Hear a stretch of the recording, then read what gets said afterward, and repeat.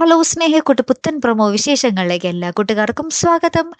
അങ്ങനെ നമ്മുടെ പുതിയ പ്രൊമോയിൽ കാര്യങ്ങളൊക്കെ മാറി മറിയുവാട്ടോ. കാരണം നമ്മുടെ മഹാലക്ഷ്മിയുടെ വീട്ടില് നമ്മുടെ വേണുഗോപാൽ വന്നിട്ട് നമ്മുടെ ഇന്ദ്രിയത്ത് മഹാലക്ഷ്മിയെ കൊല്ലാൻ പോകുന്ന കൃത്യസമയത്താട്ടോ നമ്മുടെ വേണു വരുന്നതേ. അപ്പൊ ഇന്ദ്രിയത്ത് വേഗം തന്നെ ഒളിച്ചു മാറി നിൽക്കുന്നൊക്കെയുണ്ട്.